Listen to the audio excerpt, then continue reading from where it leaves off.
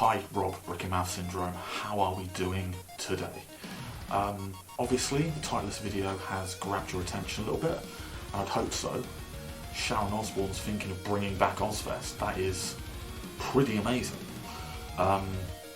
Some would say long overdue. I would agree. But there's been some interesting reaction to this, obviously. A lot of people seem... Well, we'll get into that one in a minute. A lot of people have their opinions. Let's leave it at that for now. So let's look into it. Now, this story broke on Billboard, and it's not that interesting, really. Black Sabbath legend's widow was the visionary behind many of his innovations, and she wants to keep shaping the future. I mean, that's great. The headline on here, though, I'm up 24 hours a day. That's not safe. It's not good for you. You'll die from exhaustion doing that. Don't do that. Please don't do that. Get some sleep. 8 hours. 8 hours will be good. So, we'll ignore all the adverts on here because it sucks. And yeah.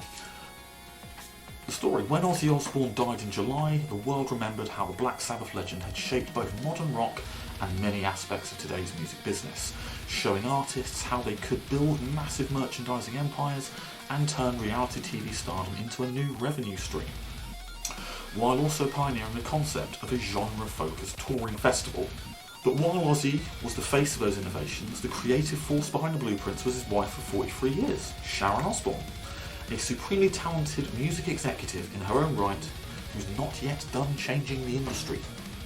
All fairly standard blurb for your intro here, and this is where they get into the interview with her and she actually starts talking.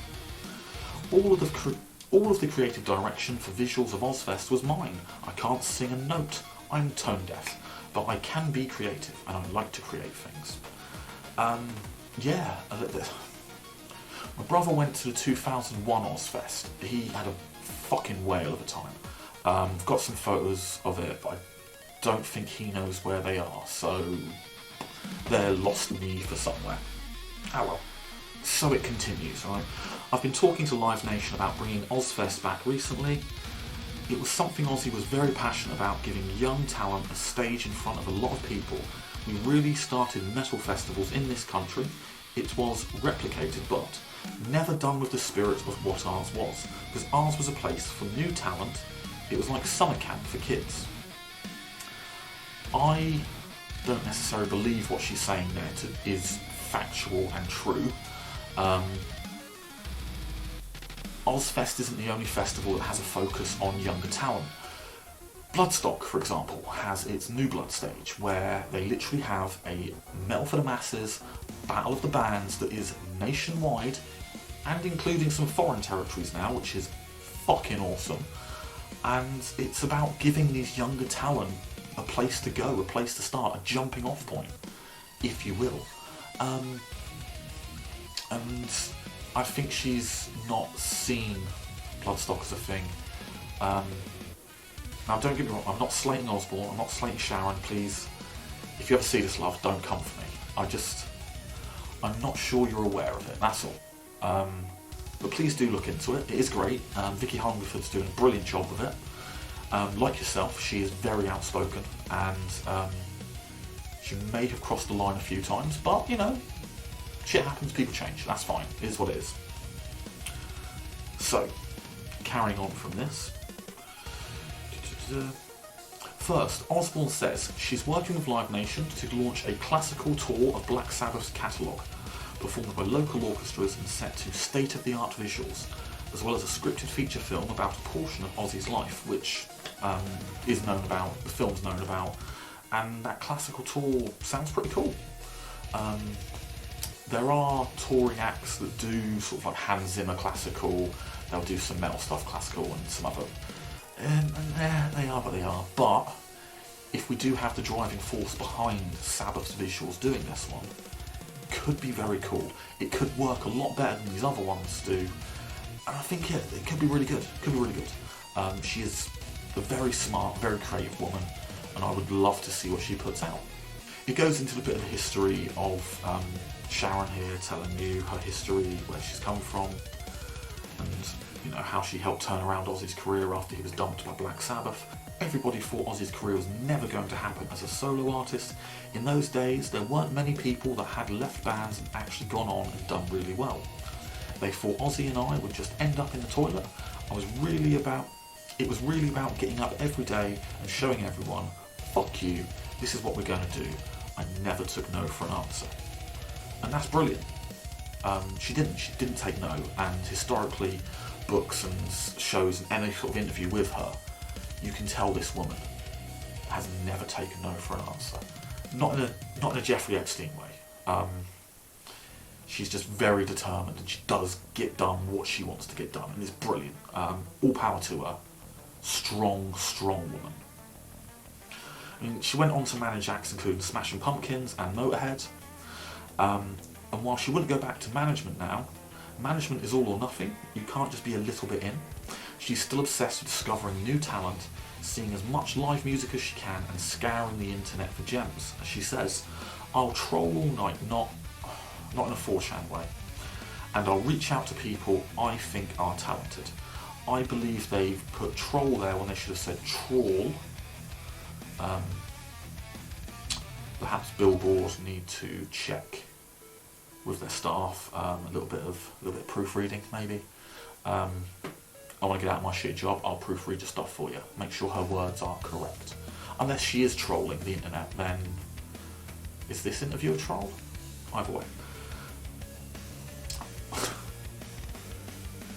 I'm not interested in little girls in leotards throwing themselves around and humping the floor.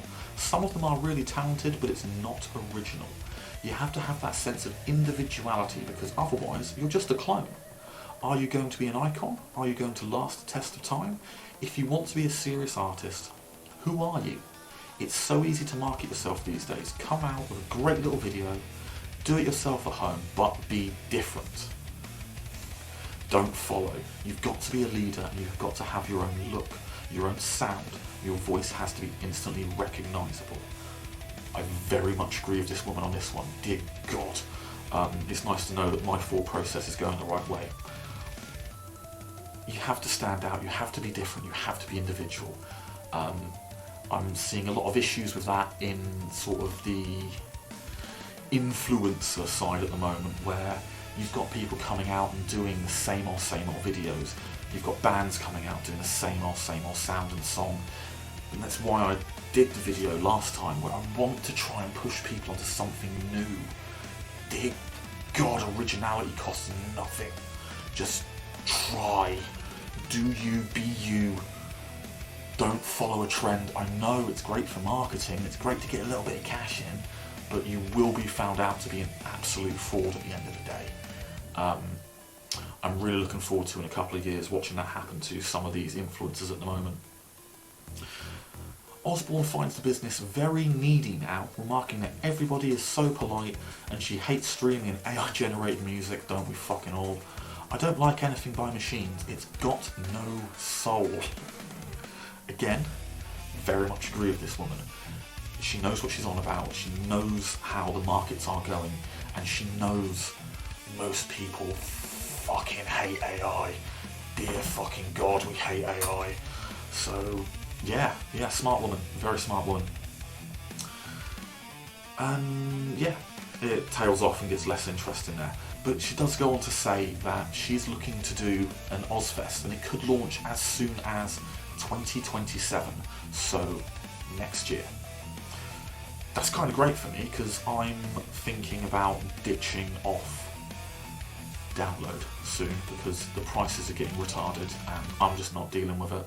The walk around that site is insane, and it's only getting worse as it goes on. And Billboard are the ones that got the scoop on this and got the interview. The interview was conducted in December. It's taken a while for them to edit this and get it out to everyone. Yet they still have something of an issue there. And it did get picked up by NME, and Nuclear Blast even put it out on their own one, which is kind of amazing. But it does also link into an interview she did just over 2 years ago now, with Rolling Stone, where she suggests that Ozzfest could have returned as a touring festival. and I'm very excited. She's had these plans in the works for a while. She's clearly been thinking them over. There's got to be something going on in that genius mind of hers, and I'm very excited by it. Ozzfest could return, and that is something really, really special. Well, now, when she spoke about it returning as a touring festival, it was when they had their Osbourne's podcast. So it was getting the whole family together, sharing a lot of information. The last Ozzfest was in 2018, and it was at the Forum. I believe that's an LA venue. I don't know American venues. I don't care for the state of that country at the moment. I am never going there. Until they fix a million issues, that place is blacklisted. Fuck it. So, on that episode of her podcast, she said, not just one at the fucking Forum, but a whole Ozzfest. So yeah, that's very tempting. Kelly chimed in with, but it always comes down to, are the bands and managers going to be realistic? Which came up at the final Sabbath gig. As we all know, one band got ditched, and there's been no official confirmation of who it was, but we all know who it was. The less I say, the less I'm going to get sued, because what's on the internet's there forever, and I don't like getting sued. I don't have the money for it. I've just bought this house, I'm not selling it. Fuck that. So, she goes on to say that the festival's great for the fans, it's brilliant, but a lot of the managers and the bands seem to think the Osbournes are trillionaires, and they all deserve one of the trillions that they apparently have, when, let's be honest, it probably cost a lot to keep Ozzy fighting, and before that he was probably snorting or drinking a lot of it. No offence to him. We've all had our dark times, our dark parts. Is what it is. I mean, they had enough kids, and mansions and all that stuff. They're not going to have money forever. She goes on about the early Ozzfests, where they had bands like Pantera, Soulfly, and Sepultura, which were really fucking cool, original, different bands at the time. And yeah, they were great. It was breaking new bands in, and that's, she says, that's why they did it. There's a very interesting comment from Jack in this podcast, where it said, Jack noted that most of the new metal festivals are basically just Ozzfest. It's the same bands going round and around and around and around. Which of course Sharon agreed, and looking at the state of Download Festival pre-COVID, look at Reading. They had a bit more variety, but they then started leaning to a completely different audience. And I think they lost a lot of their charm there. Bloodstock has done well to innovate and bring people in. I mean, they were one of the first festivals, really, to have Sleep Token on there. And then by the time they reopened again after COVID, Sleep Token were a little bit too big for them to afford, which sucks, because they really helped give that band a chance. I mean, even if I don't like them, I can admit that, you know, they sell numbers, they do numbers, and that's great, cool for them. But then it does get into a little bit shitty. After agreeing with Jack's comments, she said, but that's what's so good, because we started something, people have taken it, and it's still great for the genre. They are seemingly saying that they started Metal Fest. I might be wrong, I might be interpreting it wrong, who knows. But it's a very interesting idea. Ozzfest could genuinely come back and be something special. I'd really like to see that. But on the wider sort of scope here, you have obviously the reactions on Reddit, and I don't have a Reddit account anymore. I got banned for saying racists are retarded, so fuck Reddit. Oh dear. Now 2 years ago when the story first broke, Sharon was such a villain to the other bands and acts. And, well, that's kind of right. She did pay people to egg Iron Maiden. I'm not aware of other bands that got bullied. I am aware that Crazy Town had to pay their way on to the festival because Sharon and Ozzy did not want them there. And let's be honest, Crazy Town fucking suck. They shouldn't be on any lineup ever. All of their CDs should just get banned. Got a lot of people showing their memories of old school Sabbath and Ozzfest. It's really good. The people saying that Ozzfest was great until Sharon got her greedy, grimy mitts all over everything. Now, I'm not convinced of that, and that feels a little bit anti-Semitic in some ways, but she was the driving force behind it, so what are they whinging about? This story itself got picked up on other forums. I mean, the Ozzy Osbourne one, so we've got people again, yep, really want it.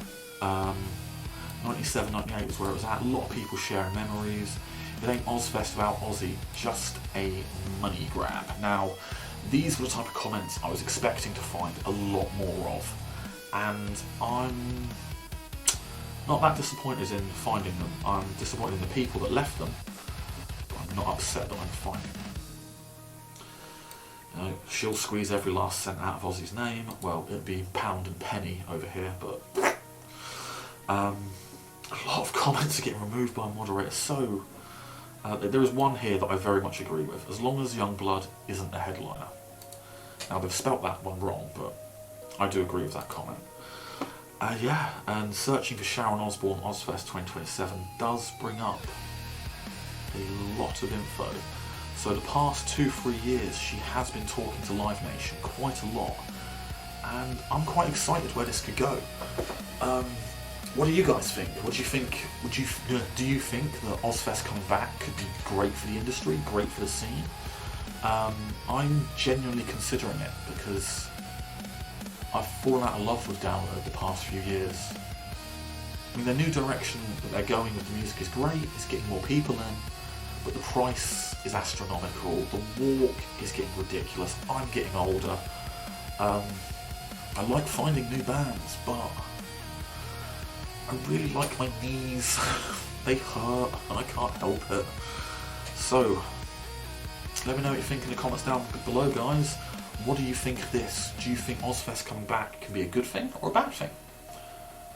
Do you think it's a cash grab? Do you think it's genuinely honouring his legacy? I'm leaning more towards honouring a legacy. I'm not going to make jokes about him wanting more plastic surgery or any of this stuff. She'd kill me. And I don't think it's true. I don't think it's true. Please leave me in one piece. So, let me know down below, guys. What do you think? Do you think this is a good thing? Do you think it's a bad thing? Anything and everything. Let me know. Been a good chat. If you like this sort of video, give me a like, give me a subscribe if you're new, and I'm probably going to try and do a few more news videos this way because it's easier on my knees. I'm sitting down in a shitty camping chair. I will probably figure out this angle though, because this is it's resting on a windowsill. Till next time, guys. See ya.